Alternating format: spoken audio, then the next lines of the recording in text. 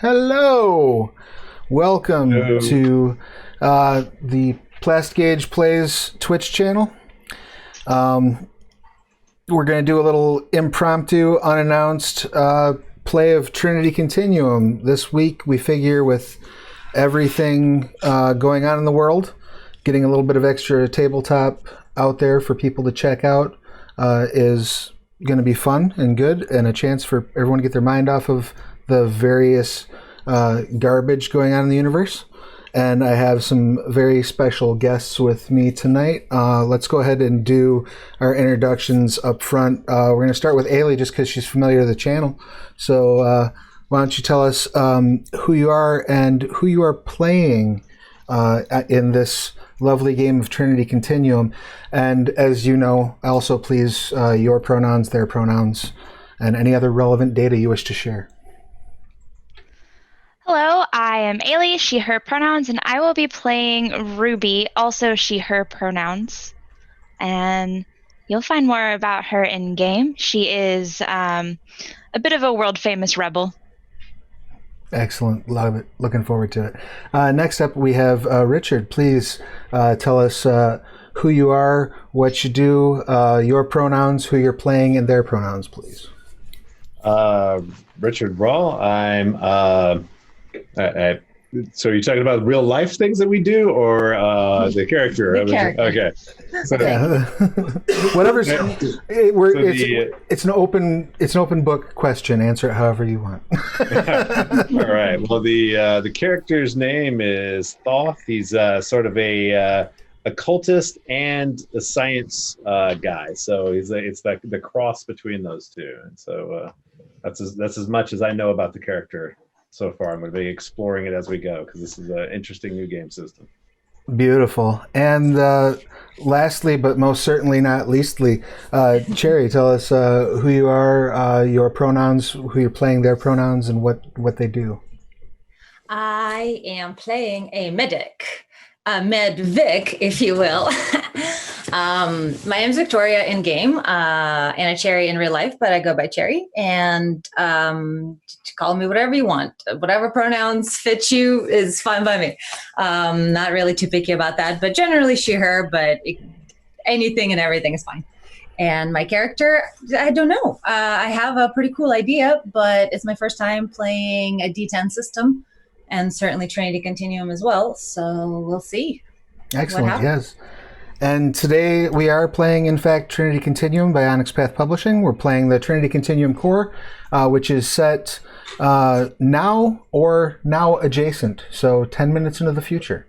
And we're going to start, we did a little bit of a session 0 off camera a couple weeks ago, where we got some basic stuff and the mechanical things out of the way, so we're not boring the audience with what does this dot and this mean quite so much. Though I'm sure as they're new to playing it and I'm still pretty new to running it, we will have to maybe pause once or twice to look something up.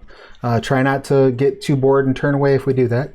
If you're watching live. Oh, it's going to be fun though, because we're going to be co-exploring. I'm sure there's going to be people who've not seen this before, coming to check it out. They'll be able to enjoy a little bit of that questioning and exploration with us. Exactly. We all get to learn together. And so what we've determined is in the Trinity Continuum, it's the world outside your window, but there are some people who are known as talents, who are exceptionally skilled, exceptionally lucky, for lack of a better term, exceptionally competent. And these talents frequently will join up with various organizations to either attempt to benefit humankind in general or benefit their own ends, sometimes a little bit of both. And the heroes that we have selected for today are all part of, I believe you had chosen the Pharaoh's Lightkeepers, correct? Mm-hmm. Which is a part treasure hunter, part Charlie's Angels kind of organization. Generally skews toward the heroic in their pursuits, and there is definitely a undertone of treasure hunting but also sort of keeping things that maybe should be under wraps out of the hands of people that shouldn't have them. And so to start this story off, you have been contacted by your patron within the Lightkeepers to explain to you that there was a ancient relic that is believed to be from the Mayan civilization that had been stolen from a museum in Rio de Janeiro. The thief responsible is effectively known as the Red Widow. Very little is known about her except that they believe she's female. She is known to sort of seek out these ancient relics that are alleged to have some sort of mystical power. And the rumor is that she created a great web of wealth and contacts by marrying some of the richest and most influential men in antiques and then subsequently offing them.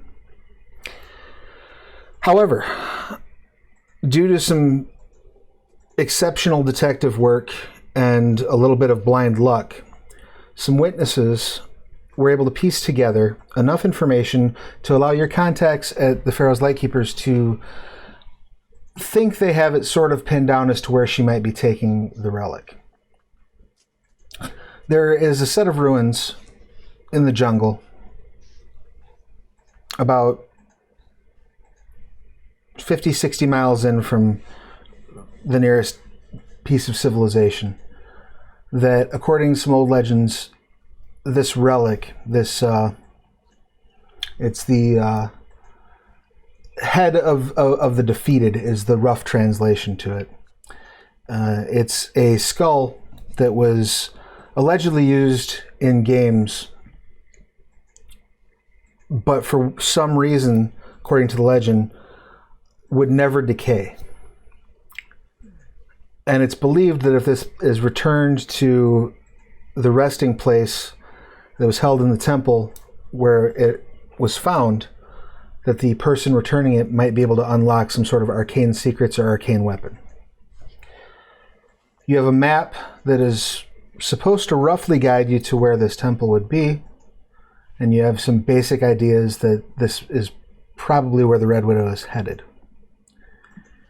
And you are all on a biplane, very small 2-engine plane that you've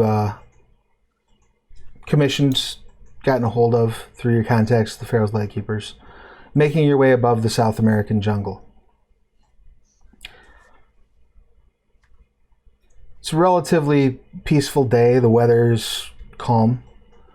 No reason to be alarmed. You're pretty sure you could fly there in your sleep, Ruby. When suddenly, out of the blue and without warning, both engines stop. Immediately dead. Shit. Now, before we get into any dice rolls, there are 3 things we need to establish for your characters, which are your aspirations. Trinity Continuum functions on the idea that as a collaborative storytelling effort, we're all trying to achieve these goals, be they big or small, for the characters. So each character starts with 2 short-term aspirations, which are the type of thing you can accomplish in one gaming session, and 1 long-term aspiration, which is designed to be accomplished over multiple sessions. So as you have this situation in front of you, what do you think Ruby's short-term aspirations might be? I mean, currently her goal is to survive. We're talking real short term. ultimately, her short-term aspiration would be to complete the mission. Okay, so we'll say, well, we can make that into 2 short-term aspirations. So we can say, safely get yourself and your companions on the ground. Right? Does that sound fair as a short-term? And then complete the mission. So what would you define as completing the mission? Would you say finding the relic? Would you say finding the Red Widow? Would you say returning the relic to its proper home? What would Ruby define as completing the mission? Returning the relic is like the bare minimum that would satisfy her for now. But she does love the challenge of getting to bring down the Red Widow. That would be ideal. Okay. And it's entirely possible you could say, well, I'm going to make returning the relic my short-term aspiration, and I'm going to make bringing in the Red Widow my long-term aspiration. So that way, if she were to get away, as you're like hanging off the edge of a cliff with this relic in your hand, and she, blows you a kiss and says, perhaps next time, and runs off, you'll have that ongoing long-term aspiration. So. Oh man, now I'm shipping it. Excellent. Beautiful. So let's go ahead and move on to, and again, your character's name is Ruby. So we have Ruby's aspirations are to survive, get everyone on the ground safely, return the relic to its proper owner, and capture the Red Widow. Now, let's move on to Thoth, who's being played by Richard. And there is absolutely no reason whatsoever why you can't share aspirations. In fact, sometimes it's a good thing to do. But you can also take a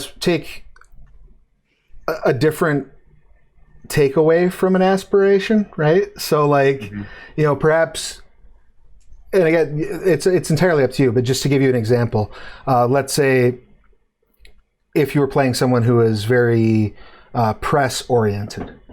Your short-term aspiration might be take the credit for this thing getting turned back in, kind of thing. So, right. Just to give you an idea of how these can kind of build on one another. So do any short and long-term aspirations spring to mind for Thoth?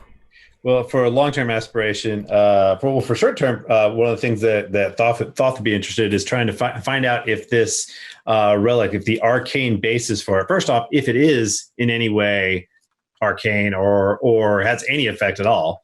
And then secondly, if there is a connection between ancient technology, which is usually very close to magic, and the magic, it being magical. So if there is some sort of magical effect, if that is based upon some sort of technology, because that's going to be his main interest. And then his long-term, that's at least one short-term aspiration. I don't know about 2, but I know for his long-term, I'm kind of, I think that Thoth would want to get his hands on his own personal artifact that is, something from some ancient technological civilization, because that's, of course, like the basis of his beliefs in the connection between arcane and science. Excellent. So we have, you want to determine the nature of the relic as a short term, and we have ownership of a unique relic as a long term. Let's see, what would be one more short term aspiration, one more thing that that would be in the immediate. Yeah. See if I can figure out if there's some sort of technological problem with the plane. Okay, excellent. Beautiful. And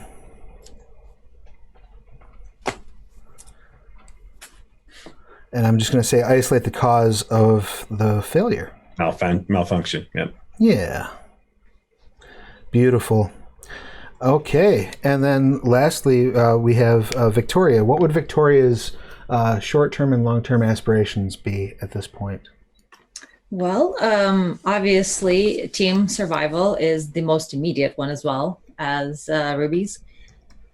The more short-term, slightly longer short-term one, but still within this mission, is to become indispensable to my team so that they never go on any mission without me. Beautiful. And final long-term is like really, really, really long-term, which is keep cyberization advances away from military control. And that may or may not have something to do with her moment of inspiration, which was personal failure. Okay. Beautiful. And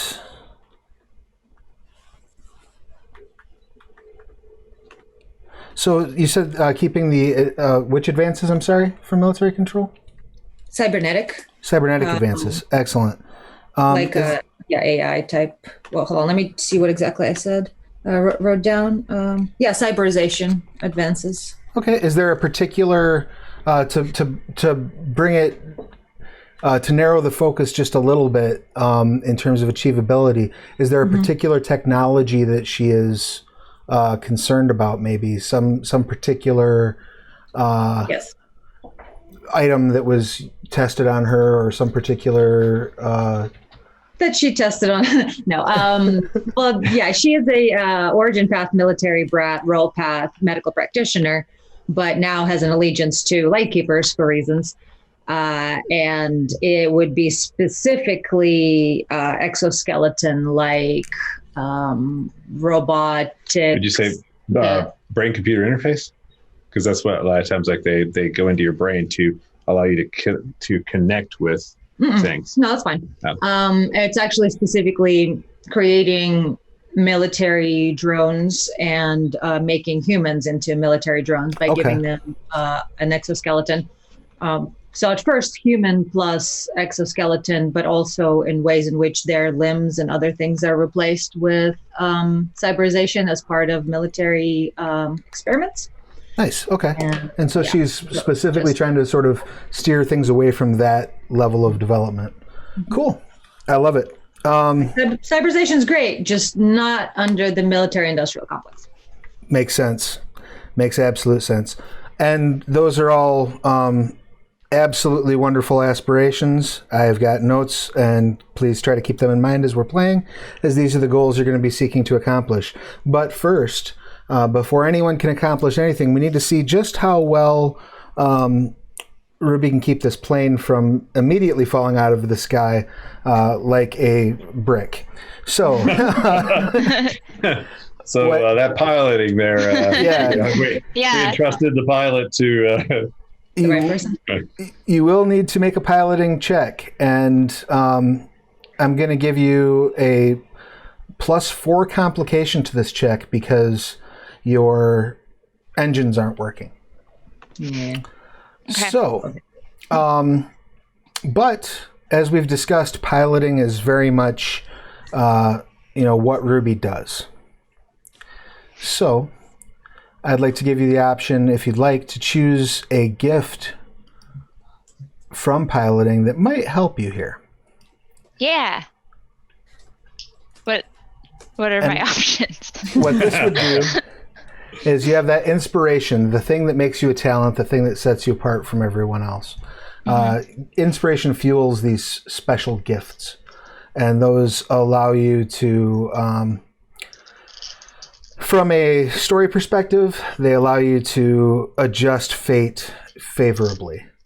From a metaphysical / scientific perspective, they allow you to interact with the flux between realities and choose the reality that is the most advantageous or desired for you. And so the options you have are, there's a Daredevil gift, which allows you to spend inspiration when you're doing death-defying feats, and that lets you add your destructive facet to them. Greased Lightning gives you faster speed and quicker reaction, particularly in initiative situations. Head 'em off at the pass is much more of like a chasing scenario. Look Ma No Hands lets you do other things while you're flying. And then Wheelman. That's the other stream. and then Wheelman gives you extra. You can ignore an environmental complication when piloting, such as bad terrain, poor visibility, unfamiliar streets, things along those lines. So given the situation that you're in, I would say your best bets would probably be either look mono hands if you wanted to try to make a repair roll while you were trying to also sort the actual not crashing part down, or the daredevil, because it would at least give you a little bit of an extra buff off of your destructive facet if you have. Well, I any... don't. Yeah, I'm not destructive. That's not my thing. Okay. You can also hold off and not choose any piloting gift right now and just make a straight roll if you'd like. If I were to make a repair roll, would I use my pilot skill? Yes, you would use your piloting to try to correct, because it's your knowledge of planes. So trying to like reboot things, things along those lines. I think first I want to assess and determine if I think that with my regular skills I can fix the situation. Okay. Probably going to jump up and run up to the cockpit and demand, what happened? Well, my assumption is that the plane is currently staffed by the three of you, so you're flying anyway. Oh, okay. I'm already. Yeah, you're in the pilot seat. You're in a small 2-engine plane. All right. Imagine so the engine just went out. Do I have any idea of what happened? Go ahead and give me a piloting roll, and what would you like to lean on in order to sort of sort this out? Are you leaning on just quick wits? Are you leaning on just raw knowledge of how the plane works? Which attribute do you think would best pair with that piloting check? Quick wits. Okay. Yeah, so that would fall under your let me look real quick at the sheet. Hi, you can't have those. They're mine.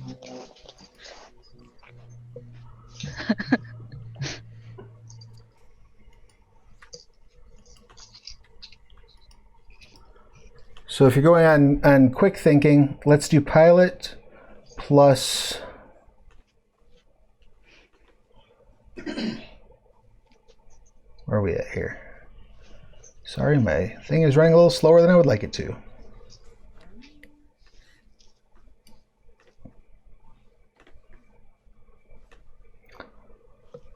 Let's do pilot composure. Okay, cool. And you roll that number of dice. All right, so I've got, and it's 8 and up? That's correct. You're looking for anything that's 8 or higher. Cool. 2 9s, 3 10s, and I reroll 10s? Yes. So I'm already at 5. But why do you reroll the 10s? It's like a crit.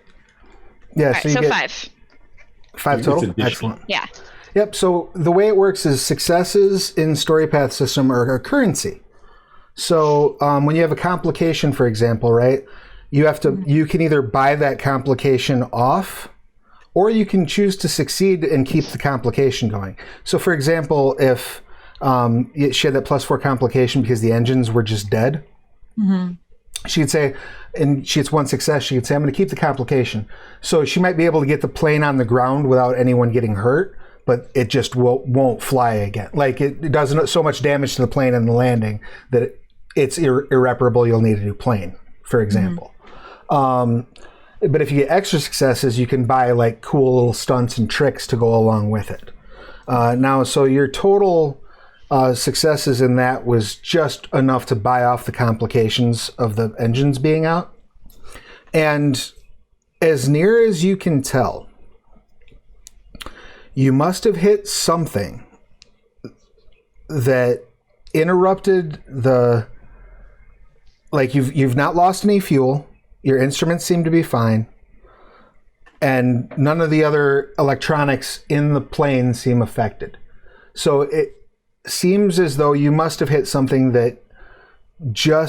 or been hit by something that just affected the actual function of the engines themselves,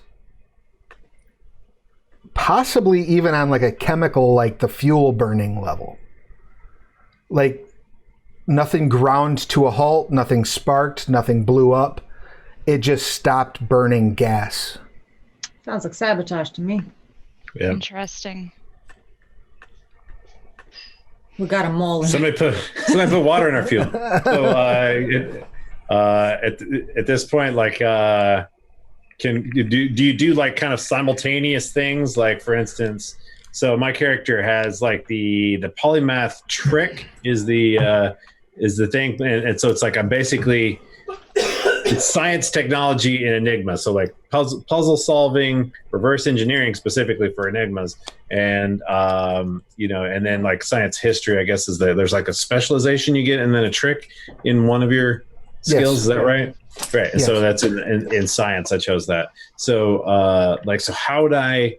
First off, do you have like simultaneous actions that kind of like as she's up front, she's doing that, and while I'm in the back, I'm like trying to figure out what the hell's going on. And also, Absolutely. Yeah. As long as it's not in combat, you can do things simultaneously. And what were you asking? do we know what other people know? Because usually in like D20 systems, if you pass your perception check, only you and nobody else does. Only you know the thing, and then you have to actively share it with others. That is correct. And you can, as far as like, particularly like mechanical knowledge, yeah, you would have to share those bits of information. So at the moment, while she's figuring it out in the pilot seat, the rest of you absolutely could be trying to figure out things on your own end as well. Yeah, then I'm gonna run up front and ask her what's going on and try to see if there's any way I can help. Figure out what's going on. Excellent. And Is there a panel I can pull off and mess with the equipment? Yeah, if you want to take a look, you wanted to make an enigmas check, right? And or you want to make a science check going off of your enigmas. Is that correct? Sure. To try to sort of figure out what was going on. Yeah. And you said it was a science skill trick that you have? Polymath. It just basically means that I'm skilled in all the different sciences to some level or another. So in other words, my scientific knowledge can end up being very generally appropriate to all the various sciences. Oh, sure. Okay. Yeah. Go ahead and give me that enigmas check. What would you say you are relying on in terms of for the knowledge that you're drawing from for this? Yeah, you cut out for just a moment. Could you repeat that, please? Sorry. Yeah. What sort of approach are you taking to it? Which attribute would you like to pair with it, I guess, is the pertinent question. I guess it'd basically be just intellect. I mean, in other words, just I've tried to learn all about machines and just raw factual knowledge. Right. All right, cool. Yeah. So let's go ahead and do that enigmas check. And what did you say your science specialty was in? Science history. Okay. That probably won't apply here. So let's go ahead and do just science plus intellect. You're looking for 8s or better. Hey, that's contraband. Okay, so I do science plus intellect, and and I count the total number and roll the total number of dots it is. So it's 8 die. Right. Yep. So each dot is 1 die.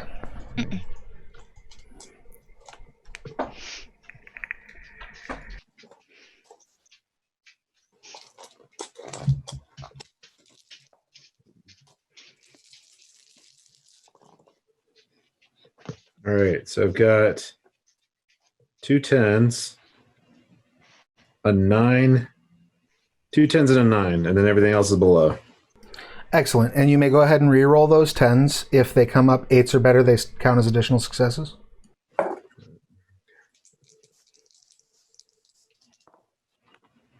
Another 10. Excellent. Then you can re-roll that again, and if it comes up as an 8 or better, it counts as an additional success. It's an 8. Excellent. So that's a total of 5 successes. So you get the same basic information. You also, because you're not trying to keep the plane from literally falling out of the sky at the moment, are able to concentrate a little bit closer specifically on that issue. And yeah, you come to the conclusion that there was some level of fundamental, like on the quantum level, interruption of the chemical process of the fuel burning in the engine. It went from on fire and going through the normal reactions to just done. So like it's not even working. Like something has been changed. Do I have a lighter? Like, is combustion itself messed up? The laws of physics abandoned us. You pull out your lighter and flick it, and it lights on the second flick. So maybe the fuel itself, is there like a fuel line I can get to from inside the craft that I can go and check absolutely. out if the fuel's been altered? Absolutely. You run up into the cockpit and open a panel to start checking out the fuel itself. While you're doing those things, is there anything that Victoria is doing? Or are you just kind of holding on to the seat and trying not to throw up? I definitely am going to yell out, is everyone all right out there? I'm a gruff person.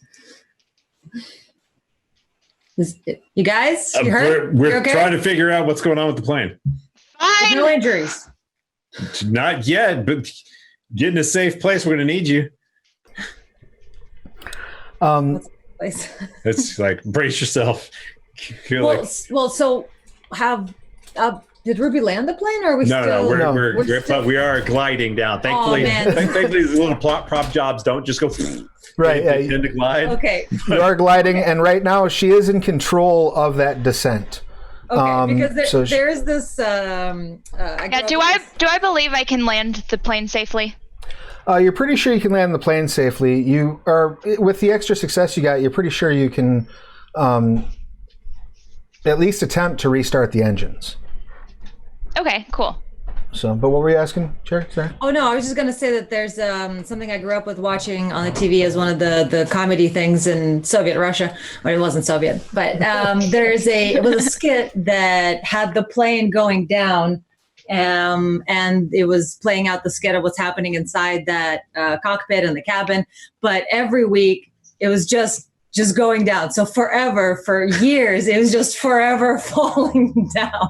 It just never crashed. But you see it like literally in that angle. It's just like whooshing through space forever. So you're not quite nose down at this point. Right now, you're maintaining forward momentum, though. More like a glider. Yeah. We're gliding. We're fine. We're not going to crash. And so while you're getting that panel off, no injuries, I'm okay. Thoth, Ruby, you can go ahead and try to restart the plane. Okay.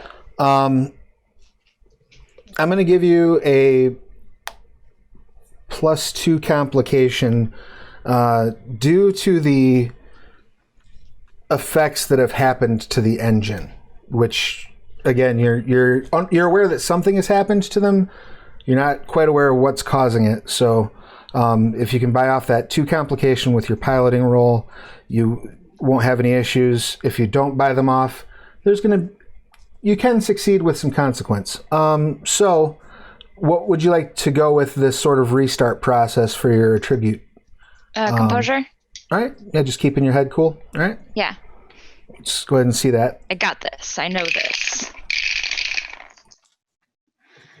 All right, we've got. That was a bad roll.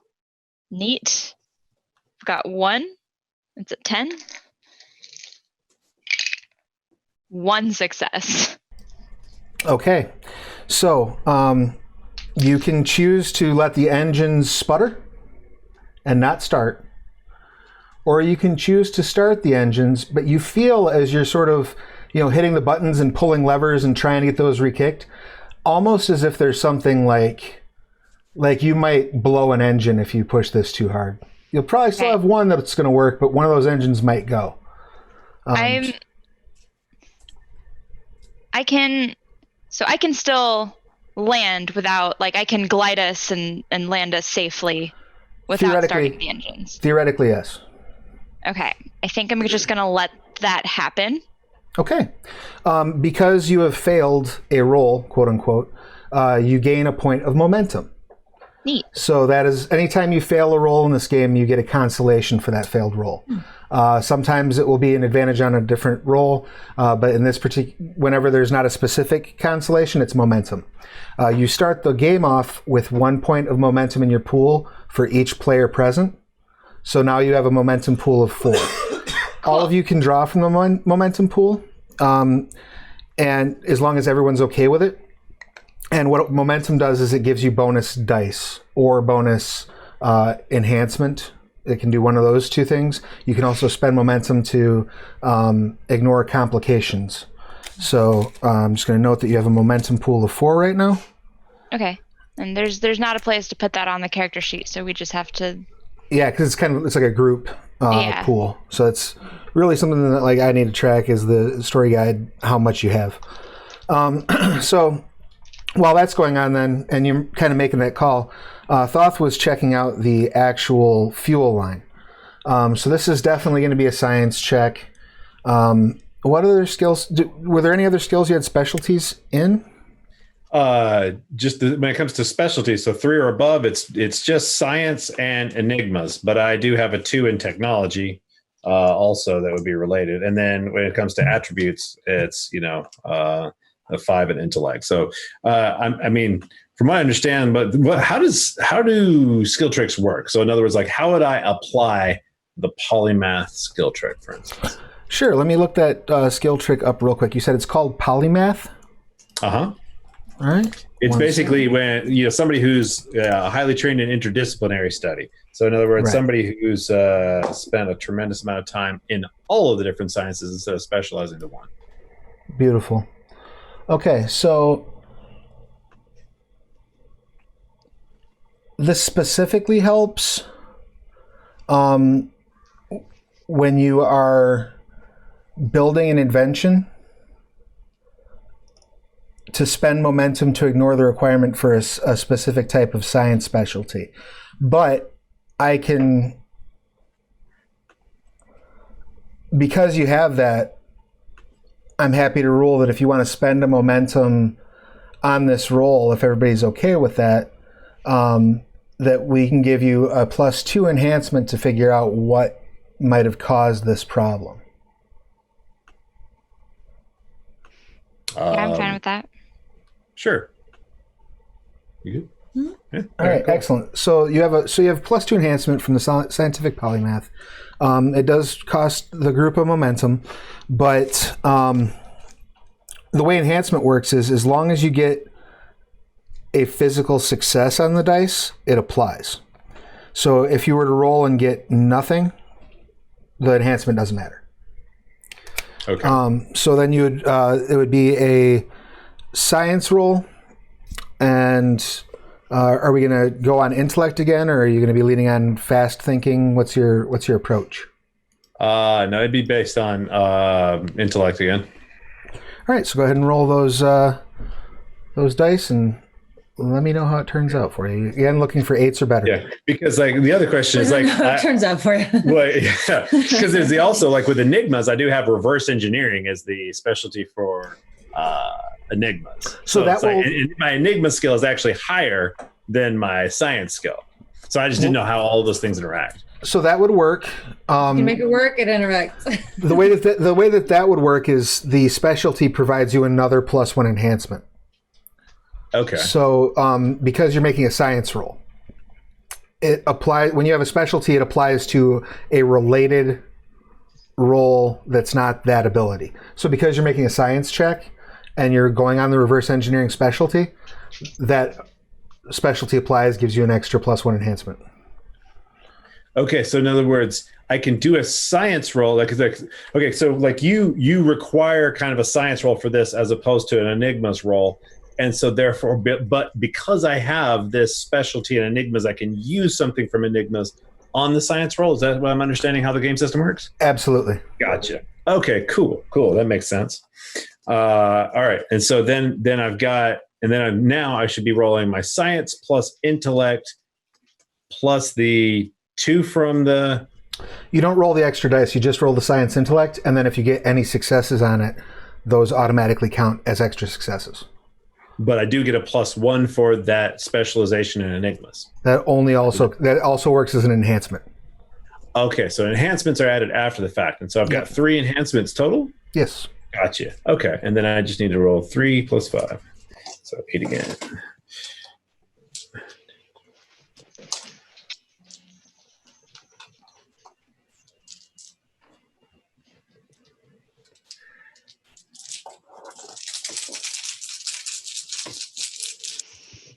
a lot of dice.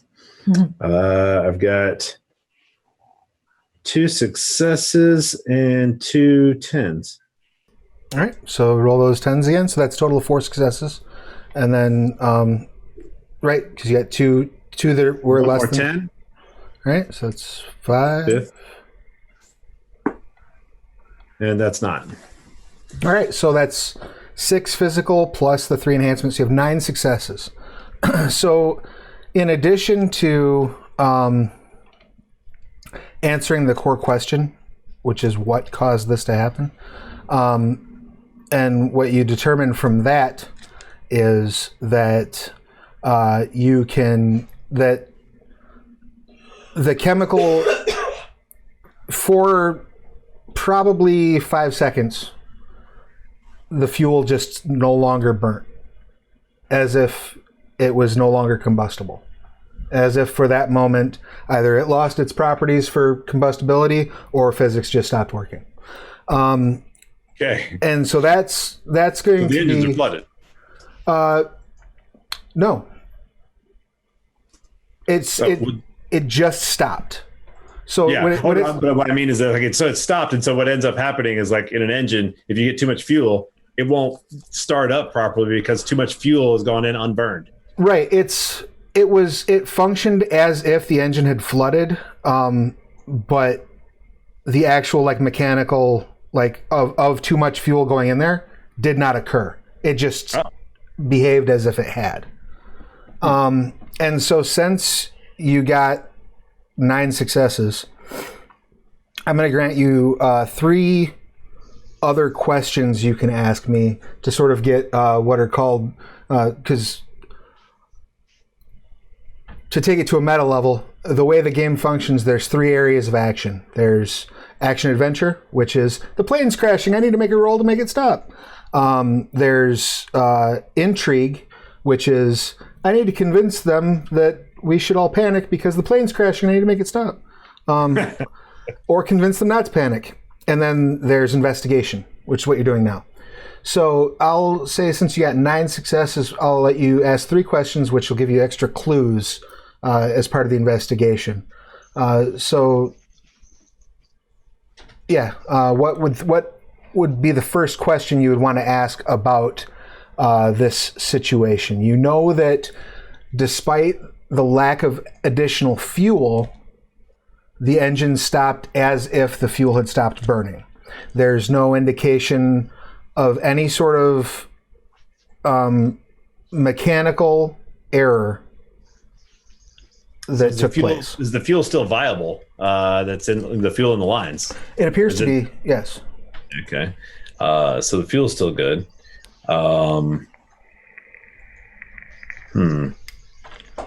So she already tried to restart the engines once, and it didn't work out very well. She did try to restart the engine, and it was. You ask me that because I can just. Tell you. Yeah. Well, I mean, you were up there when she was. I thought he was in the back looking at the. He had to run into the cockpit to look at the line, because you're in like a little 2-engine. Okay, yeah. Tiny one. I mean, Little Cessna? Yeah, exactly. We can see each other on the plane. I could probably get the engines running again, but I think it would be to the detriment of the plane. I would worry about an overload and the engine blowing. At this point, I think it's better for me to just glide us to a landing. So we'll be fine. We're just going to land a little sooner than I originally planned. All right. And probably a little rougher. That's fine. Is there anything that I can Perfectly do safe. to make it easier to restart them so that we can get to a better landing location? In other words, is there something I could do with the fuel, like cut it off for a short period of time, so to allow because that's like one of the things that you do when an engine's flooded is you got to burn up excess fuel. In this case, you don't have to necessarily burn up the excess fuel, was what you're saying. But then maybe there's something, if I cut off the fuel, she runs the starter a little bit, turns it over a couple times, and then I turn the fuel back on. Is that going to allow it to restart the whole process? In this case, it's almost the opposite. So rather than flooding the engine there's not enough fuel had gotten up to the proper point. So it was, and you can sort of infer from that that not only did maybe the burning stop, but like all motion in the tanks stopped. Yes. And you may collaborate on these questions that your characters just don't necessarily know. But go ahead.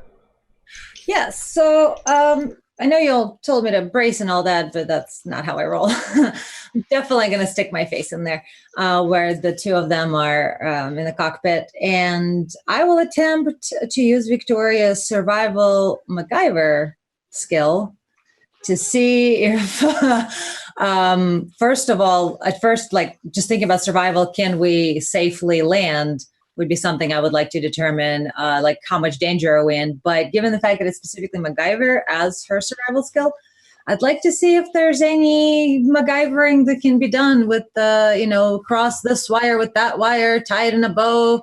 So are there assist actions? Like in D&D, you can assist a player. So right now, forget assisting. I'm going to go in there. Well, my next action, I've got it open. I'm going to shoulder you out if you get too much into my stuff. Well, yeah, I am behind you guys for sure. Well, we could go a couple different ways. One thing that you can do is if you want to work together, what you can do is you would add your successes to the next person's roll as an enhancement. So because you have 3 leftover successes from that investigation, because you haven't asked the last question yet, in lieu of a question, you could instead hand her a +3 enhancement on her survival check. Oh, okay. So in other words, in lieu of asking another question, I'm sorry, I missed part of it because we were also talking. Yeah, no, that's fine. Yeah, in lieu of asking another question, you could give her a +3 enhancement because you're buying answers basically for 3 successes apiece. So, right. And what you would do then, the roll that Victoria would make would actually probably be, in this case, technology, and then you would gain an enhancement from the MacGyver specialization in survival, or pilot if pilot's higher. You can use pilot instead of technology. My survival's at 3, my technology is at 2. Right. So you would roll the technology and then you would get the survival would give you an extra enhancement. To reverse that, and I roll things for MacGyver to give you. Yeah, is there a way for her to assist me, for instance? Yeah. Sure, absolutely. It would effectively fall along a similar thing, though the 3 successes that you have would not apply to that roll. They would be a separate roll. So she could roll a survival or a technology looking at it and say, hey, I think you should do this. And then whatever her successes were would go as an enhancement to you. Okay. And you would still have that last question you could buy too. Apparently it seems as though, so I guess my question would be, will priming it, so in other words, is there something I can do with priming the motor and getting the fuel back to the point where it can start it, where it will no longer be in danger of causing a problem with destroying the engines if she's trying to get them started up again? Yeah, there's a couple different things you could probably do, ranging from, if you wanted to try to like use a plunger or something to shove it in deeper, or like blowing into the fuel line basically to try to blow some air up it. Which if you would like to do, maybe like get her advice on a method. In other words, using her MacGyvering, maybe I can get a little bit of an idea of how I could get this pump primed. Excellent. Perfect. When she gets back, if she wants to make that would be technology. Whatever approach you think is best. Are you using like book knowledge here? Are you using quick wits? Are you using just your ability to stay calm? Are you using? So we're not using MacGyver. You are certain way. The way that's survival. That's not the way technology. that it applies. Yes, but here's the thing. So you use your specialty in a different thing, so it doesn't actually apply. Specialty? That's not a word. Or whatever it is. Skill, I think it's a specialty. attribute? Yeah, it's a specialty of a skill. Your MacGyver is a specialty. I think that's what it's called, right? Yeah. Is that the keyword? So those are apparently you use those when rolling other things. So we made those up, didn't we? Yes. Yeah, it doesn't matter. Oh, okay. So you're you use that specialty for a role in a different skill. How? Why? It's a crossover. I don't know. Because your ability to MacGyver things is helping you with this technology situation. Technology. Okay. Yeah. I'll just follow the story guide, and we'll Once you do it a couple times, it starts to make sense because what it's about is building an internal synergy between your skills. So, like, because in the world, you're not a collection of dots and skills; you're a collection of knowledge, right? So, and all those things are interconnected. Right. That's true knowledge. Yeah, this system is all about interconnect. Right. Excellent. Yep. All right. So it'd be technology, and you could go intellect if you're relying on book knowledge, or either cunning or composure if you're relying on staying calm or quick thinking. Well, from a metagaming standpoint, exactly. From a metagaming standpoint, is something that doesn't quite fit my story feel. Because from what I understand, cunning to be is aware. I have it maxed out, so I am aware of things before they even happen.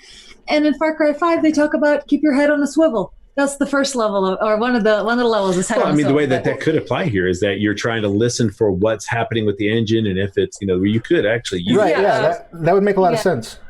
Yeah, the quickness wouldn't really apply, but so much like stamina and like composure, for instance. Composure doesn't seem like quite the right thing. A little more than cunning, so I think I'm gonna go ahead and use cunning because I think cunning makes sense. And then you'd be assisting both of us because if she tries to start it up and you hear like it grinding the wrong way or something like you're like whoa stop, or I can listen for like combustion sounds or whatever, or smell chemicals or see color of flame things. Well, you're not gonna see flames. Okay, well, smell chemicals. Hopefully, I'm gonna hope really hard that we're not gonna be seeing any flames. We're fine. Everything's fine. I am a professional. Well, I have 3 in survival. So I take 3 d10s. And then you add your number in cunning. Which is 5. 1, 2, 3, 4, 5. And then what? That's it? You roll them all. Nothing else? Just survival and cunning? Yep. Well, the fact that I'm applying it to technology, do I add my technology dice too or no? No, it just gives you a +1 enhancement. So she's supposed to be using her technology plus technology plus cunning, yep.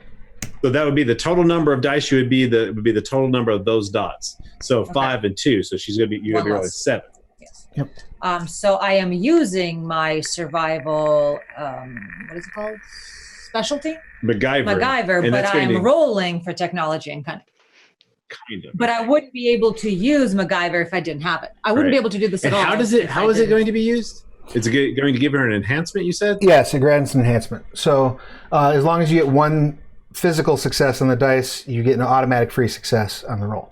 Oh, cool. And what is that? So long as any, so roll the dice and I'll tell you. What's an enhancement? Enhancement is what I'm about to say. So long as you get at least 1 8 or above, I got a 10. I got a 9. Right. I got a 20. What is that? That's 2. Right? No, this is a 1. A 0 is a 10. Oh, okay. Double 0. That's a 1. Okay, that's a 1. So and you that's got a 2. Yeah. So you got 1 success. This is a 9. That's and a that's 9, a 9. and that's a 9. So you got 2 successes. Since you got at least 1 success, your enhancement also counts. So you have a total of 3 successes. Where's my? How do I? Oh wait, here's also a 10 that you didn't reroll. Is that a 10? That's a 10 that you can reroll. 2 zeros. Double zeros. Right. Yep. So that's 3. 3 physical. That's a 3. So total of 3 physical plus 1 enhancement. What's an enhancement? Where is it? The enhancement comes because you used your specialty. Yeah, but what is it? It gives you automatic success, basically. As long as you get a physical success, you get an extra automatic success. An extra automatic win as one of them. Right. But I have to roll at least one success to be able to apply. To be able to use so you the can't just get an enhancement without a good So one. the enhancements, you have them available, but you have to at least succeed once. Or you got it. So an enhancement, a specialty meaning 3 or more, or what is? Yeah, specialties are when you have 3 or more dots. You all had a specialty. Yep. Well, I don't have a specialty in technology. But that doesn't matter because you were using your specialty for survival. Oh, yes, I was. Okay, cool. Neato. We'll get this. No, it's So I got two good. 2 9s. So yeah, you got a total of 4 successes. So now you can do Numbers don't matter.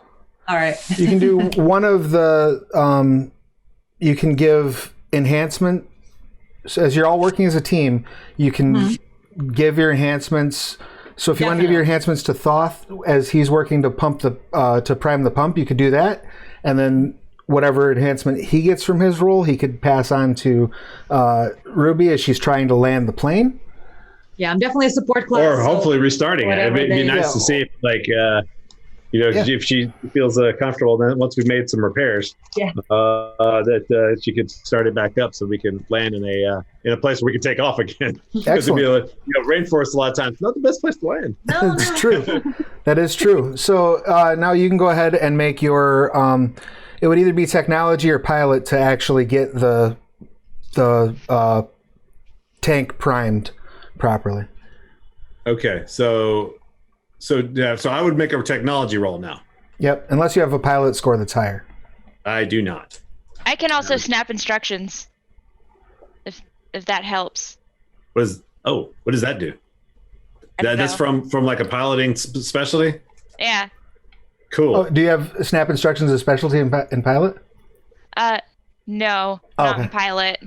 Oh, what's it in? I have my skill trick is fast planning, where I can tell people what to do and then they do it. Excellent. Nice. So let me look that up real quick. So this may be perfect for you. Be like, okay, hit it. You know what I'm saying? Yeah. Beautiful.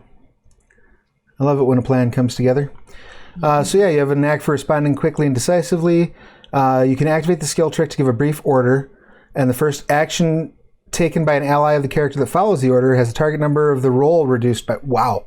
Okay, yeah. So you can start shouting back instructions, and when Thoth makes the roll to fix this, your target number is now a 7. So you are looking for 7s on the die for this roll instead of 8. Oh, neat. All right, and so I roll technology plus intellect. Correct. Right. So my technology is 2 and 5. What was the skill that you're using, Kat? Fast planning. It's a skill check. Or no, it's a what's it called? Skill trick. Skill trick. That does cost 1 momentum to use, so as long as the group is cool with it, that brings your momentum pool down to 2, but that now means that you're rolling at target number 7. That's super useful. Okay, I've got 2 successes with one of them being a 10. Neat. And I'm going to roll that, so that's 2. And this is a 7, so that would be a total of 3 physical, right? Yep. All right, so that brings us to... So yeah, you will get the engine pumped. That will take out 3 of the complication of restarting it. And it was only a +2 complication to restart it. So now you just need to make a simple piloting check to be able to restart the engine safely. Cool.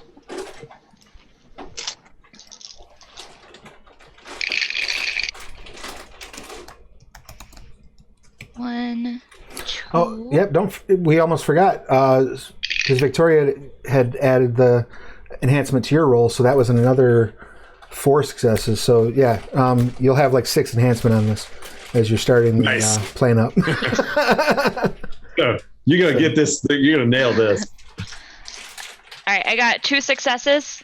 All right, plus the 6 enhancement, you absolutely start the plane back up. Neat. You are able to safely finish navigating and find, if you choose to, you can find a safe spot to bring it down now to get out and sort of look things over, or you can continue on to your originally planned destination, which you're figuring you're probably about 15 to 20 minutes from. Might as well go for it. All right. Excellent. right. I let out a whoop of High-fives. victory. High five! All right. That was awesome! Hell yeah. Beautiful. And so you right the plane, and you catch it kind of just as you're starting to like kiss the treetops in a couple of the areas there, but you get it back up to the proper altitude and make your way to the originally designated landing area. There's a clearing that's set up big enough for you to land safely, and you have no difficulty in doing so. And you've been arranged to meet with a local guide. And when you land, guide comes walking out.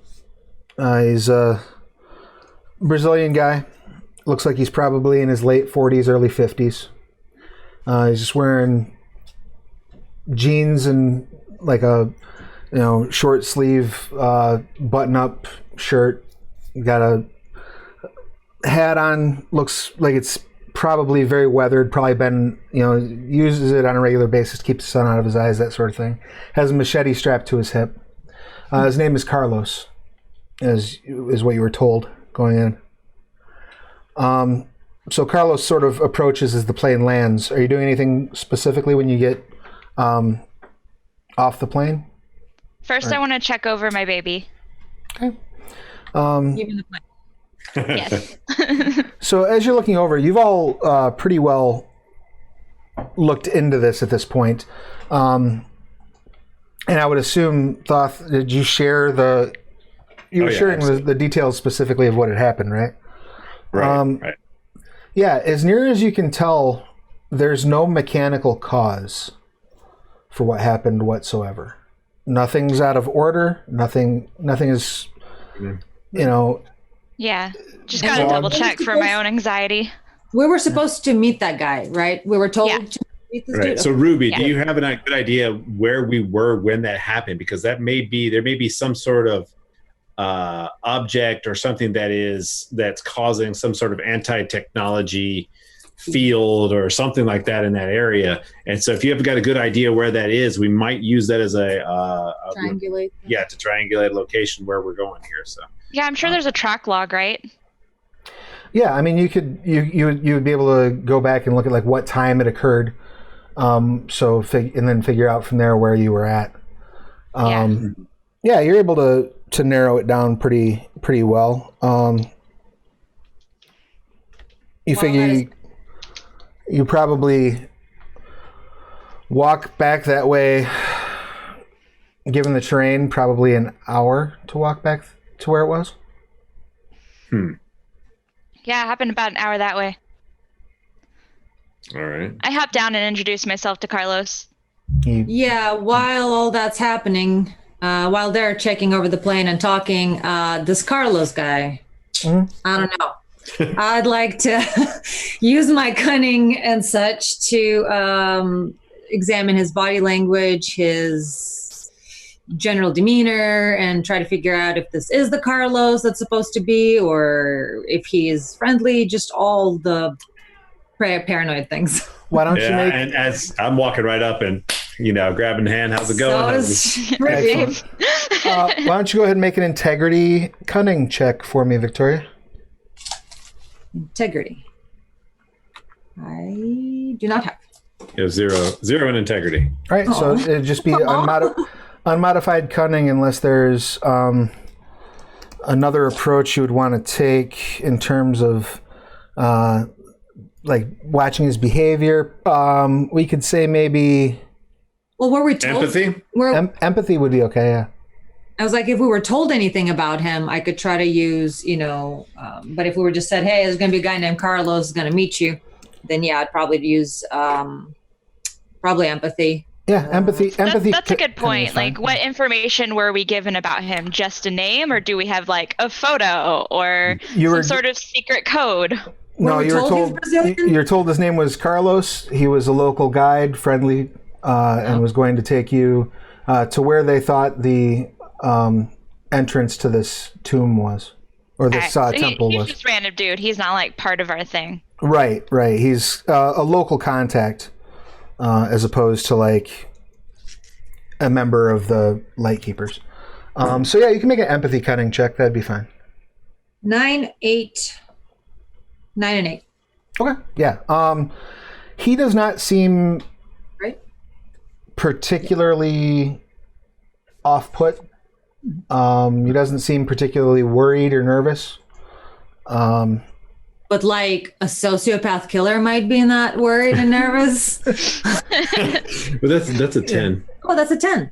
I keep forgetting zeros or 10s. That's another 10. That's a 7. Okay.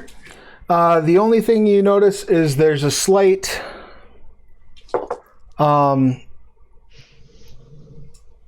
If you use cunning, you're supposed to. No, intellect. I guess for lack of a better term, there's a bit of a spark that you notice when he shakes Thoth's hand. It doesn't seem to be, it's not like overt, but he does seem to have some sort of a liking to him. You can't quite put your finger on what, but that's probably the best thing you can pick up in terms of unusual or outside of what you might expect emotional display. He seems calm, but not like creepy calm.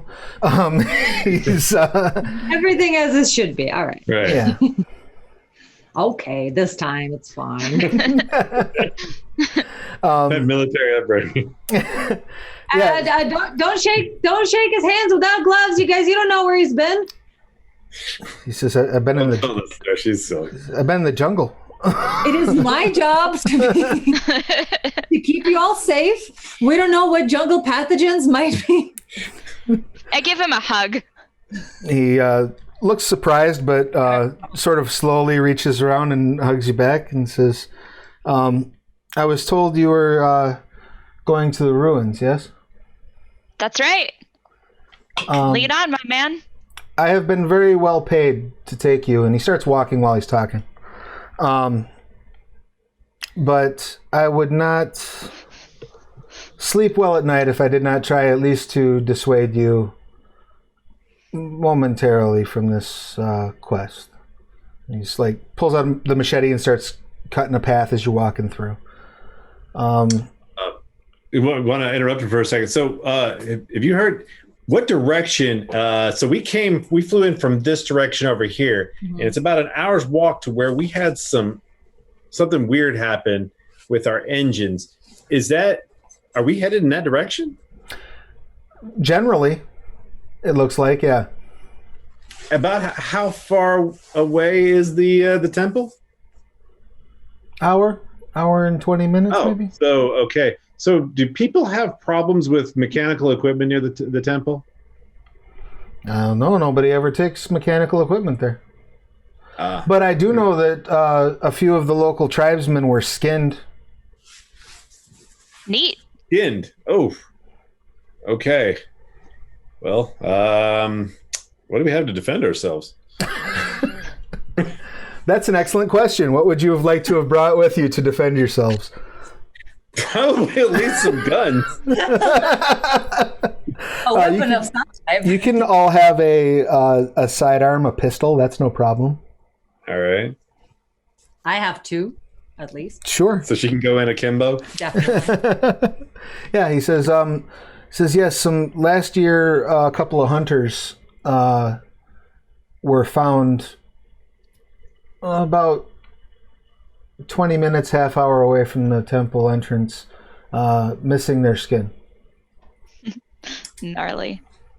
All right. So what other reason do you have? Is that the main reason why you think we should stay away from the temple? Do I need a better reason than that? Like, that's a pretty big reason. I'm just that is saying. Yeah. Missing their skin, how? And you're taking us all the way over there for money, my dude? I'm taking you close enough to point out where it is for money, absolutely. So the Alright. skinning issue. Where were they skinned? All over their bodies? Were their organs removed? Or is it a scalping? What could I did not find them, but from what I understand, they were skinned head to toe.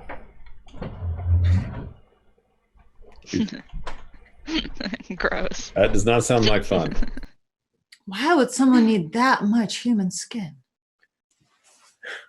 Can I try to figure out why would someone need that much human skin with my MacGyver? Sure. You could MacGyver a hat from human skin. Or a book Yeah. cover. Or a Yeah. lampshade. Leather is so useful, and I'm not seeing many cows around here. I mean, True. that's fair. Yeah. That is fair. They could be using it as leather, or that you get the impression that he at least thinks that it's an intimidation check or an intimidation attempt. See. So are there any local cults or anything? Because that kind of sounds like some sort of cult sort of behavior. He says, well, we try to leave the tribes alone as much as we can. There have been companies that have been moving into the area, clearing out, making land for farming, and every year the tribes have to move more. Me and the other villagers, we just try to let them live as much as possible, but every once in a while we cross paths. Some of the, shall we say, less calm or maybe more impressionable villagers have rumors about the tribes themselves, but I can't imagine one of the tribesmen would have skinned their own people. Yeah, that's the question. Are we sure it's done by humans? Well, there are folk tales that the temple is haunted. By? Warriors. The tales go, and these are tales my grandmother used to tell me when I was a child, but that the warriors who worshipped this temple were so vicious that even when they faced down the conquistadors, even death itself could not stop their battle. Neat. So is this on tribal land, or do the tribesmen typically kind of stay away from this temple? I've never seen them over here. I mean, this is all tribal land. But I've never encountered them in this area before. I only know this area because I spent about a year working with a National Geographic crew, guiding them around. So one of the places we found was, this temple entry specifically, but we didn't go close to it because I'd heard the stories and things along those lines. I understand they've been doing some imaging from where they're finding a lot more, out here in the forest than ever before, just recently. So this must be one of those ones that was recently discovered. Is that what I'm understanding? Possibly. I mean, like I said, I've lived in the area for a long time. I'm relatively familiar with the threats and the dangers out here. We had our, like I said, folk tales from when I was younger about why you don't go to this part of the forest, but the money's good. All right. Well, lead on, my man. Reaches behind Victoria and grabs something and pulls a snake. What? Pulls a I snake. probably know what it was. Pulls a snake and sets it down. No, that can't be behind me. I would have noticed that. She says out loud in character. Yes. Like I say, kind of dangerous around here. And he leads you on through the jungle. It's uneven terrain, jungle terrain, but it's not insurmountable by any stretch. And Is that a venomous snake? I didn't dress for this.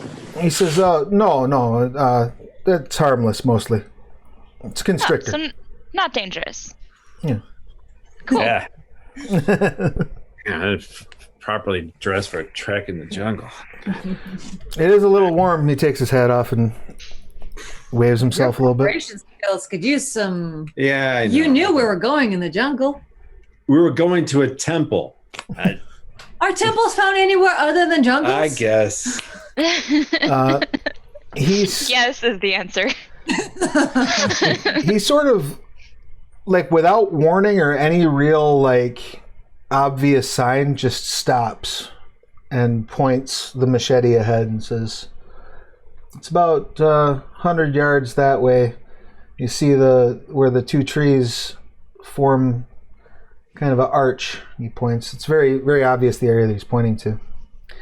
If you go through there, you'll see the chasm.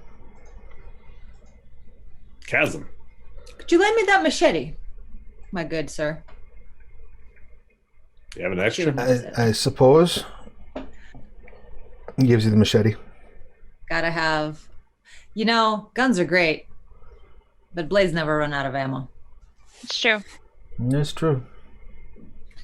Wait, so you say there's a chasm. And there's snakes around here. He says, yeah, the temple sank. Oh. So now we're actually going to be going into one of those, because I understand there's a lot of underground caves and things out here that you kind of run into. Is this one of those situations where it's down in a sort of an underground cave, or? So I'm told.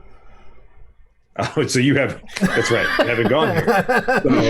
So, all right then. Well, I guess thanks for the info. Do you have any, well, that means we might need some climbing gear, etc. Do you have any ropes, etc. in your backpack there? No rope. I got a bungee cord. I'll take that. Pulls out like a 3-foot long bungee cord. Yeah, you can keep that. Thanks. Sorry. All right, Carlos. Well, I guess you did your job. Is there anything we need to give you? Make sure you can collect payment, etc. No. I was told that your bosses would, send the payment and that they would know that if there was any issues. So, You're supposed to meet us back here at a certain time? No. Are you going to wait for us, or Do you need me to? How are we going to get back? Good idea. I just cut a path. It's you? Yeah, all right. We'll figure it out. All right. So, Says, I mean, I can come back if you need me to. Do you want me to come back at, dawn tomorrow? It's fine. We'll Noon figure tomorrow? Not out of character, tonight? do we bring like equipment at all? Like, or we just wander out in the place? Well, we should have been prepared for the mission theoretically. Yeah. Really somewhat prepared. One of us has to be a little more prepared. We will assume that you have whatever equipment that you would need for jungle survival, probably a bit of climbing, though you're probably not carrying like a full rock climbing, like, you probably have like some rope. It'd stand to reason. You're going into the jungle. Right. You're not going in there with like a thing of trail mix and like a Band-Aid. You've got... Yeah. I mean, I might have been, but it's like, that's that's not really the thing I'm doing here, but yeah, no, that's totally fine. Survival, I suppose. Yeah, I would assume that Victoria wouldn't let you get too far without having some basic supplies with you. Yeah, my survival's at 3. Yeah, I forgot my background there. Hold on. No, my origin path. I started out as survivalist, so I guess I've been away from it for a little while. But the woods are still my. I can handle myself. I don't even need anything. I'll make stuff. There you go. There you go. I'll help. I'm a MacGyver. Right. There you go. So, are you doing anything as you're watching, or as you're approaching the entrance? Are you checking anything out before you go up there, or? Okay. Checking everything. All right. Go ahead and give me a survival check. And what would be your approach for this?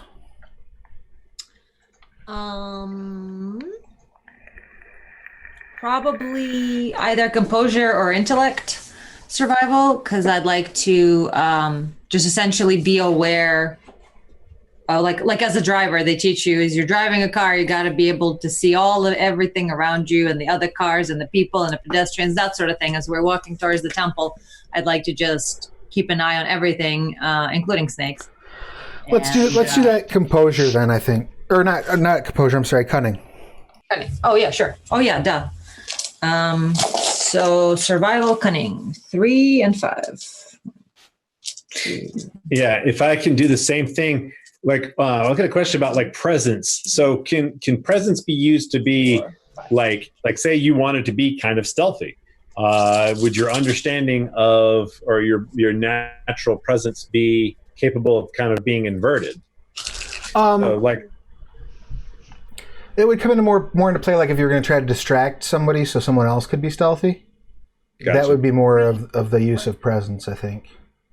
Yeah, so instead I would probably be using like dexterity if I wanted to move around quietly and kind of, scout out the area. Right. I have 4 8s and everything is a 3, 4, and a 5. Okay. So it's total Excellent. 4. So 4 4 8s. successes. So you don't notice anything dangerous moving around. You recognize a couple of areas of like poison ivy, poison oak type plants, stuff you don't want to touch probably. Anything medicinal I could stuff in my pack? Yeah, you do find a couple of, can't remember the name of the herb now, but it's painkiller that you can chew. Cocoa But leaf? the thing that, well, there's no cocoa leaves here, but you do, however, notice there's a complete lack of wildlife in your immediate vicinity. So like no birds? No birds, Including no bugs? bugs, no lizards. You no planted that serpents. snake behind me. I knew it. That was on the other side of the tree arch. He had the snake in his hand beforehand. He's like, look at this behind your ear. Exactly. That's exactly. It's how he stays in business. He's got to make sure the Exactly. tourists know that he's useful.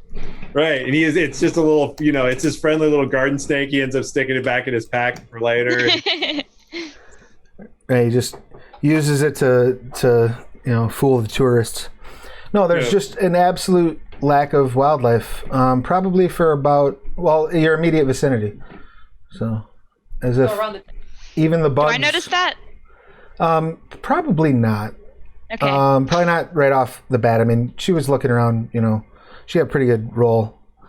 Yeah, I'm looking around, but I'm not a survivalist, and I hate being outside. So. Yeah, you might just be thankful for it. Oh, absolutely. I was expecting bugs. There's no bugs. This is great. It's still sticky, and I'm not a fan of that, but here we are. Yeah, it is like that, like walking through a fat man's ass crack level of humid. Like, just everything is adhered to you. Yeah, it's you gargle the air more than you breathe it type of humidity. That following immediately swamp ass. I want to gargle. Gargling swamp ass. No, thank you. I'm with Ruby on this one. This went south. so fast. Way far deep south. So Maybe it'll be better in the temple. as you get to the under the trees and to the edge where it falls off, it looks like probably about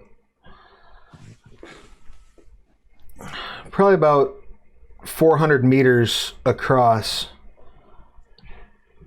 just a large circle of just depressed earth. Goes down probably... I pull out an antidepressant. I pat the earth. Throw a Prozac in it. I medicate it. It's probably about 200 meters down to the actual, where the ground has sunk to. Having said that, you're almost parallel with the top of the temple. But you're probably 50, 60 meters from the nearest edge. So certainly nothing you could jump. And it looks for all the world like a sinkhole. Like the earth just kind of opened up and swallowed this temple into it. It's not like active quicksand right now or anything. No. No, it's firm ground as you're walking up to the edge. All right. I'd like to search for a safe way down. All right. Go ahead and let's see. So that's going to be in athletics, I think. Oh no. What He has a D&D character. What about my survival ability? Sure, you want to use acrobatics? Like for instance, okay, like I actually did want to bring up what my character. So my character started out kind of like with the, Deepwood South conspiracy theorist, doomsday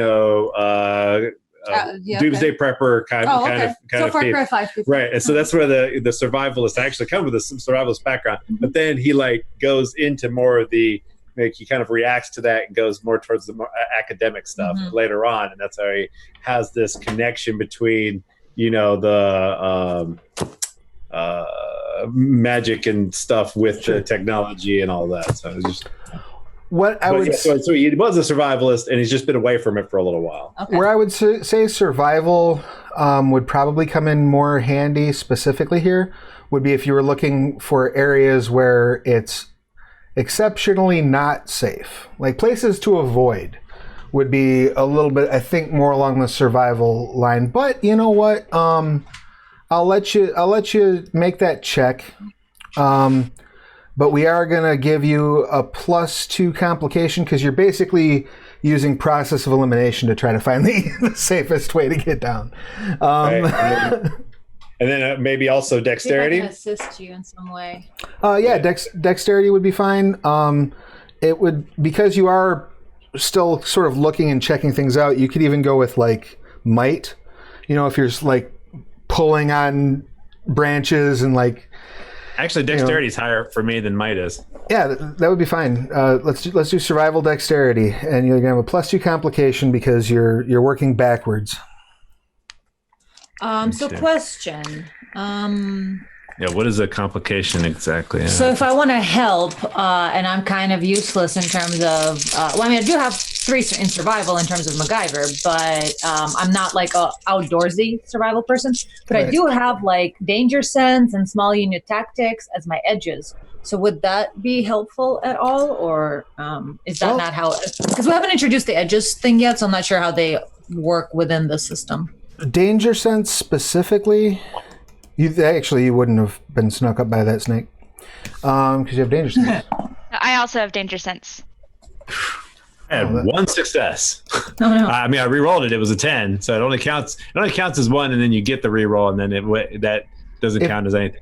If it's not a success on the re-roll, it doesn't count. Oh, I see. It's a danger senses, survival, and cunning roll to detect immediate, directly harmful threats like an ambush or a sniper or a bomb. Right. So this wouldn't really work. Right. So 1 success with a complication would mean one of 2 things. You can either say, I'm not 100% sure about this and go ahead and fail and take the consolation of the momentum, or you can succeed but with some difficulty. So like, we can climb down this way and it takes twice as long, and you're going to wind up, maybe you have to all make a stamina check on your way down to make sure you're not exhausted by the time you get to the bottom. That kind of thing. Well, I think I'm just going to take the fail and pass off to the other guys. I can't find a good place to get down, guys. So you guys see anywhere we can get down? None of this is making any sense to. I don't know how we're supposed to get in here. We have rope, right? Oh yeah. You do have rope. The 2 things about the rope. One, you've probably got, we'll say 50 meters of rope. It's about a 200-meter drop. Secondly, you don't really see anywhere that would be great to tie it off to. The trees here are bendy, some of them breaky. Maybe a little achy. All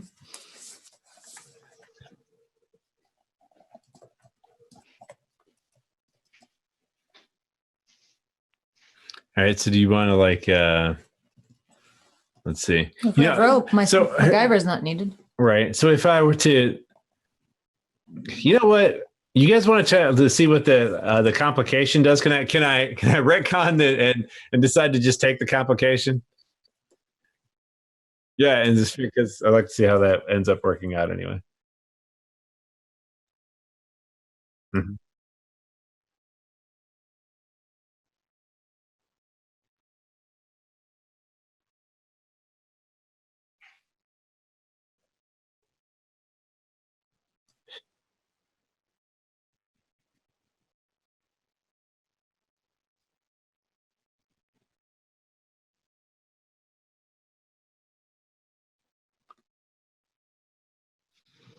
Okay.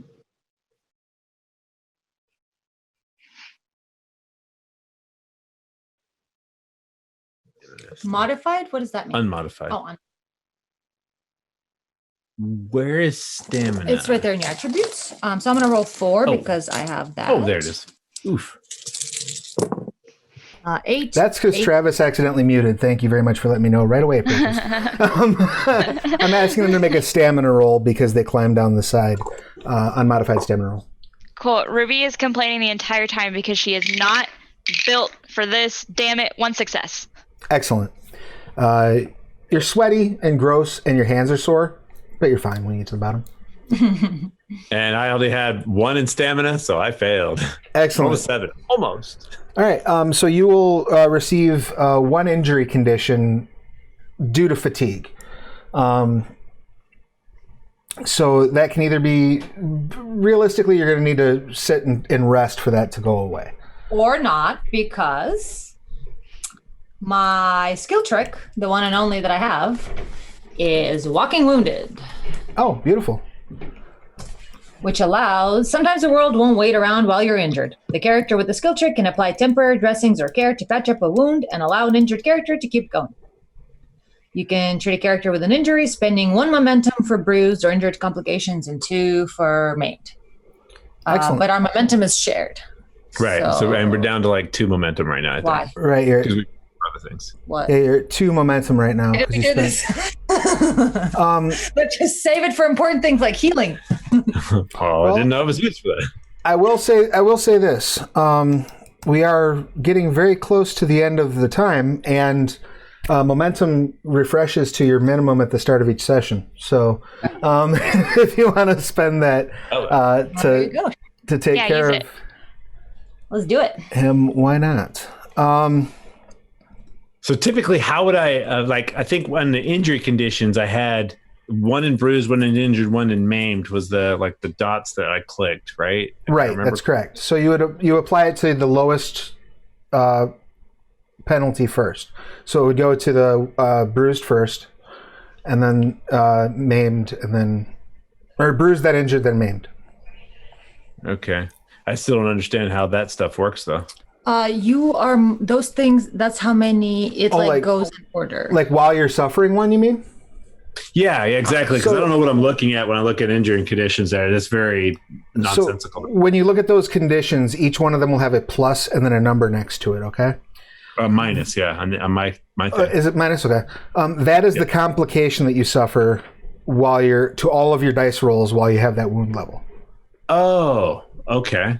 Yep. So if you're maimed, you have like a +4 complication to every dice roll that you have to again overcome or risk injuring yourself worse or making the wound permanent or things along those lines. I see. And then so why did I check? Like why there's bruised, injured, maimed?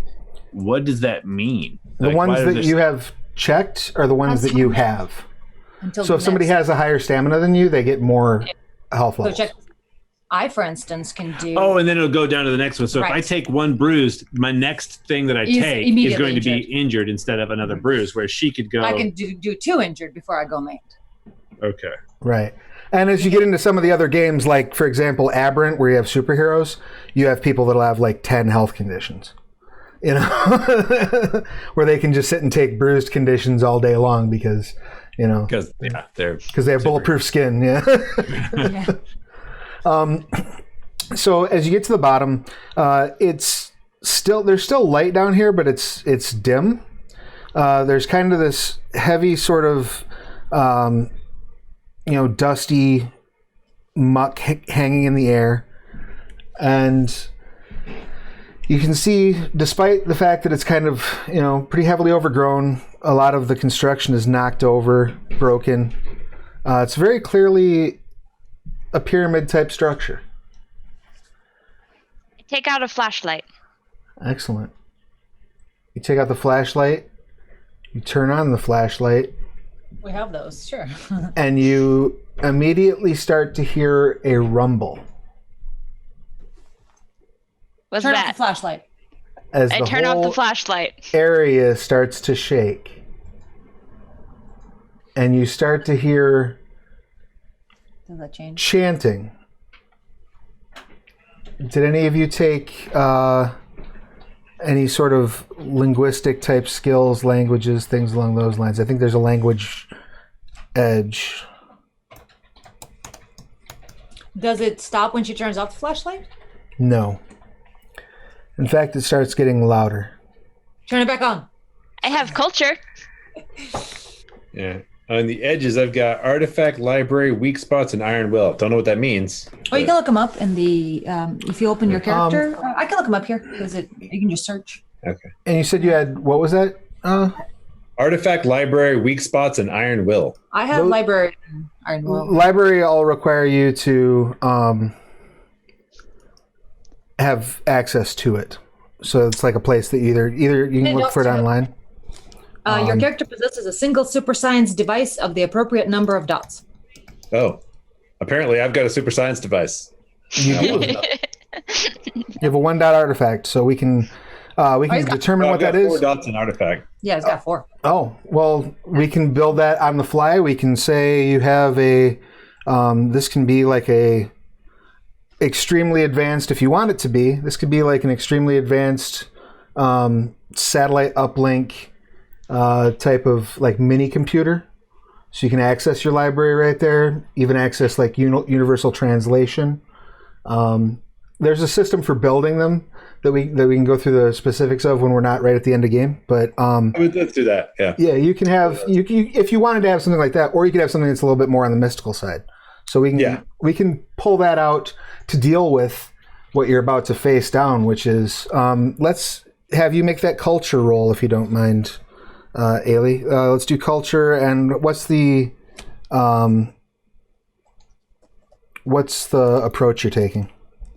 I can pull up your core creator. I guess I'm looking for information, so I suppose it would be intellect. You can look them all up. Okay, let's do that. Not my strong suit, but let's see how it Hey. goes. You never know.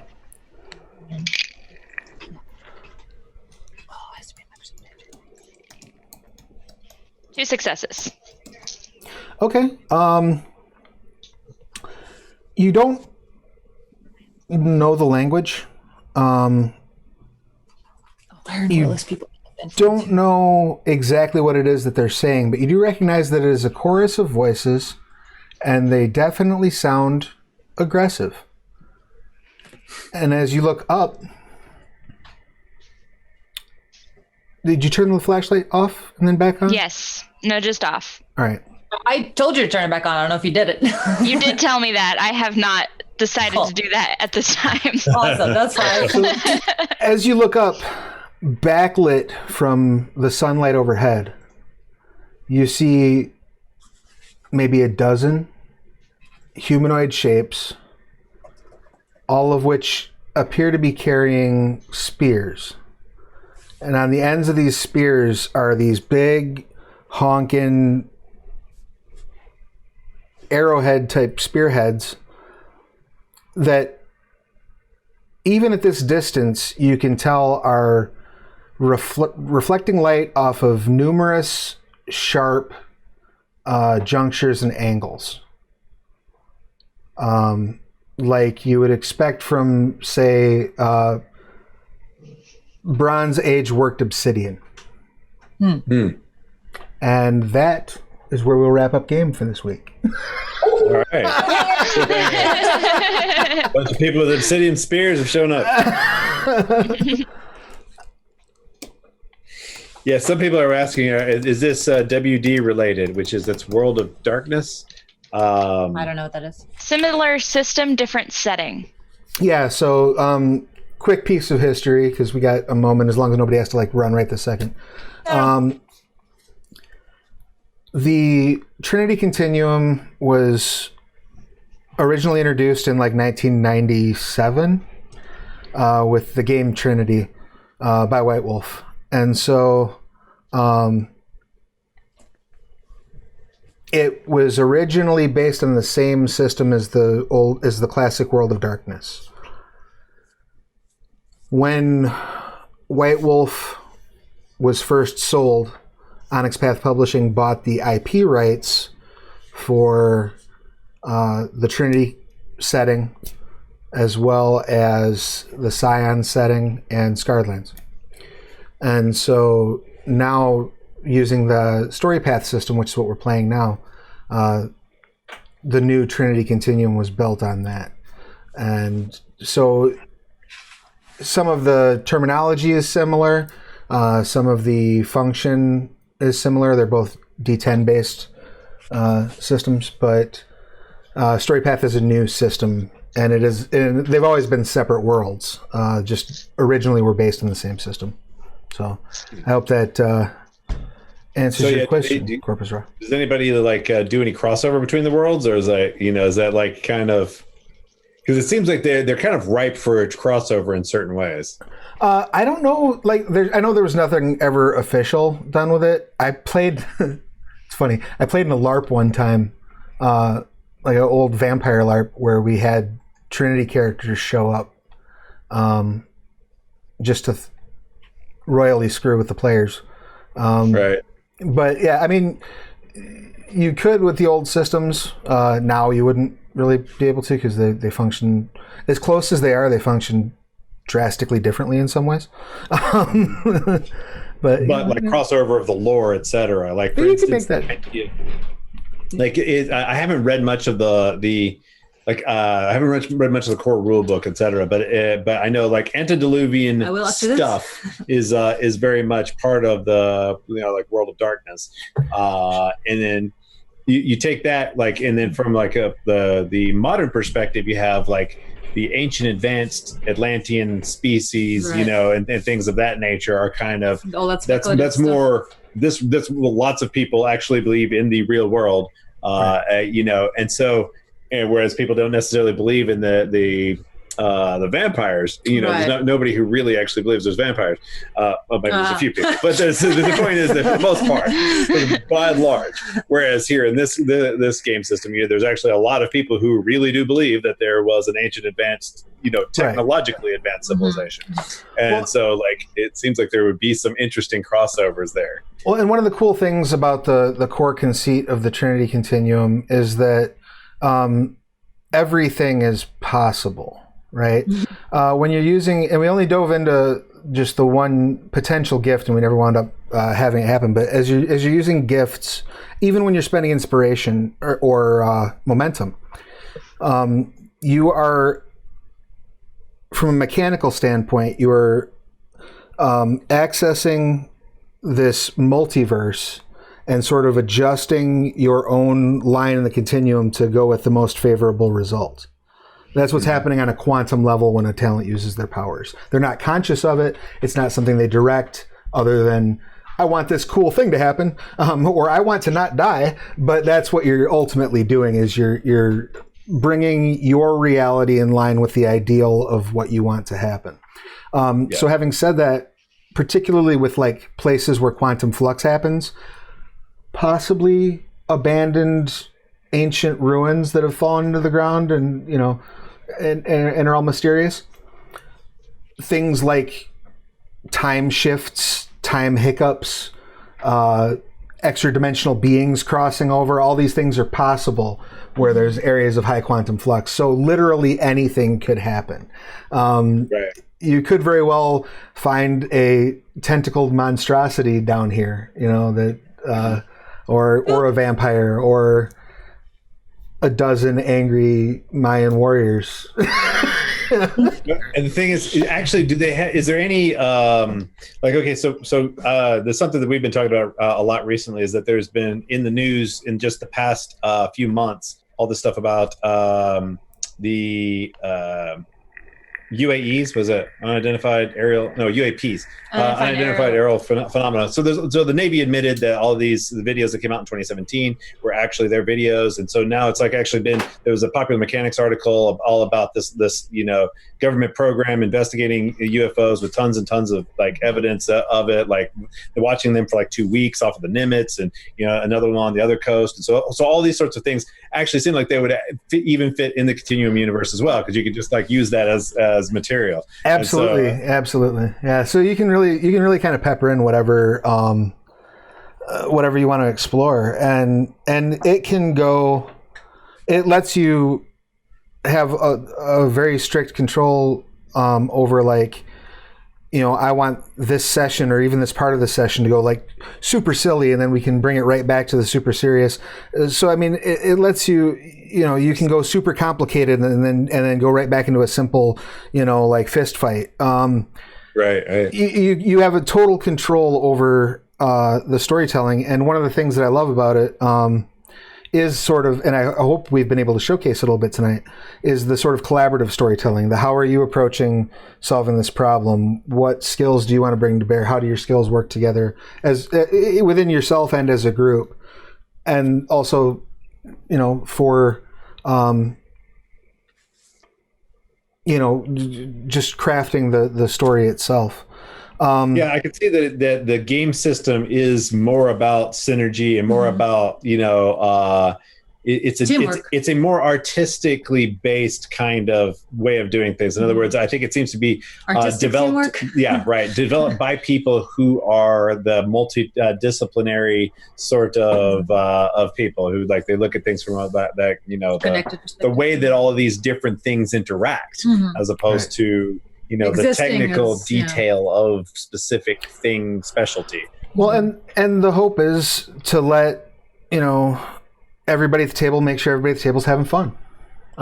So cool. I hope everybody at the table had fun. Absolutely. I would like we had talked about 2 weeks. Is that right? Is that what we talked about? Yes. It was 2 weeks from today. Yes.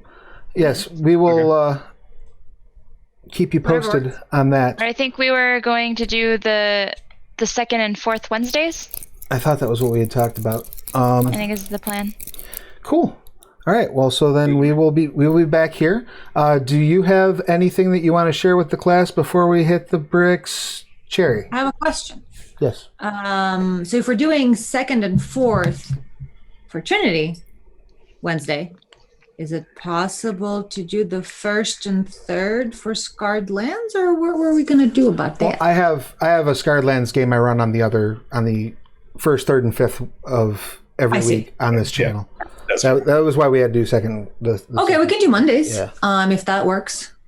Yeah, I'll have to check my calendar. I have no idea what. Yeah, we'll have to go back and forth. I thought we were a little more prepared before that than we are, so that's all good. Right. Yeah. So I think we did talk about something. So yeah, we'll just do that offline and figure that out. But yeah. I'm just eager to bring Scarred Lands D&D to. Oh, I know, to our channel. Absolutely. And I know our DM was dying to play with you, so I'm like super hyped for everyone's hype. Yeah, no, I'm excited about it. I definitely want to get that worked out. We just got to figure out the specific things. Don't look us up unless you're an adult. That's one thing. Definitely. We're adult-oriented sorts of people. Don't look us up at all. Don't even think. Don't even forget about it. Just come to this channel. But those of you that are adults, yes, please look us up and look up Topless and all of that. So. Absolutely, yes. 18 and 18 above. plus only. Thank you very much. Yeah, and did anybody else have any other questions, comments, complaints, or concerns before we button this up? All good. Cool.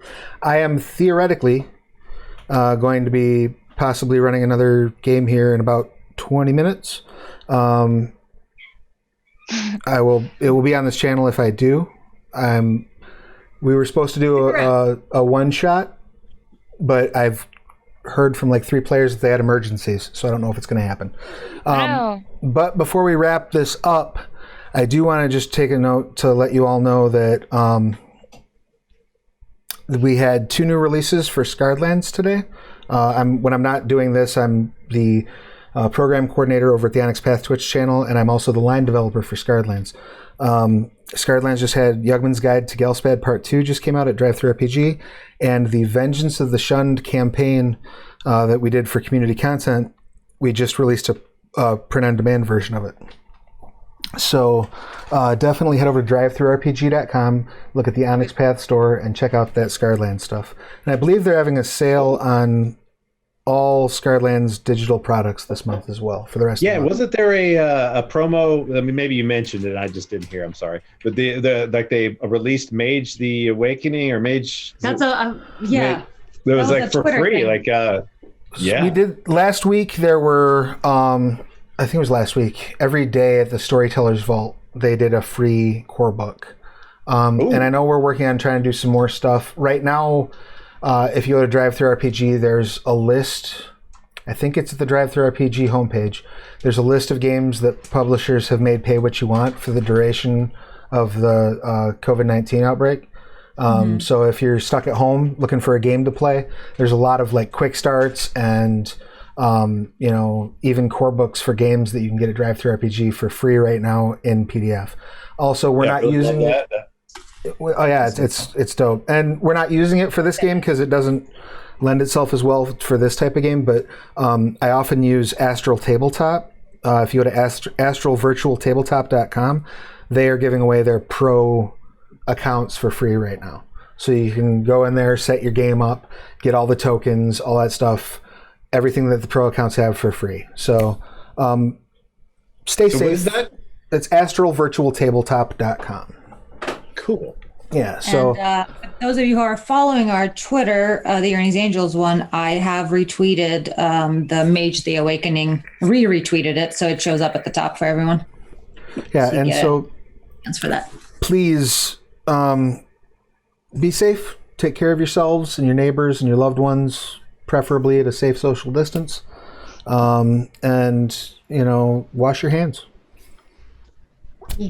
And we'll see you. Joining us. Well, see you again soon. Yeah, make sure you're following everybody on their Twitters. It's at Topless and at Earnings Angels, which is not visible right now, but it's the same use that you have in the chat if you're live on Twitch. If you're watching on YouTube, I'll make sure that the links are in the thing that is down here.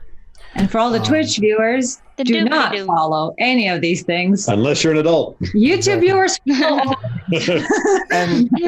and seriously, thank you so much, particularly Chemical Addiction. I think I saw somebody else too giving out some gift subs. That's super sweet. I can't thank you enough because that really helps. Our community is amazing. Thank you guys for showing up for us. Super cool. And we will see you again real soon. We'll be back here 2 weeks. Take care.